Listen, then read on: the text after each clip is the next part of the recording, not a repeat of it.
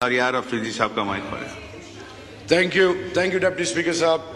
बिस्मिल्लाहिर्रहमानिर्रहीम। रब्बि इश्रह ली सदरी वयस्सिर ली अमरी वहलुल मिन लिसानी यफ़क़हू क़ौली। डिप्टी स्पीकर साहब, मिनिस्टर फॉर डिफेंस ने अभी एक बहुत बड़ा बहतान लगाया है। लानतल्लाहु अलल काज़िबीन, झूठे पे रब की लानत।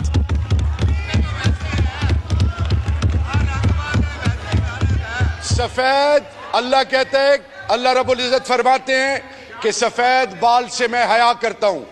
72-74 साल की उम्र में ये जिस तरह की बातें कर रही हैं, मेरा चेयरमैन है, ये मेरा ऑपोजिशन लीडर है, ये मेरी इज्जत है, मेरे घर के मामले मैं जानूं। मैं एक चीज आपको डिप्टी स्पीकर साहब इनके थ्रू बताना चाह रहा हूं। अगर किसी की खाम ख्याली है कि पीटीआई को किसी तरीके से आप डैमेज कर सकते हैं, आप इतने डैमेज हो चुके हैं कि आपकी क्रेडिबिलिटी जीरो है। You stand nowhere, you are no match to PTI, and last, you are no match to PTI.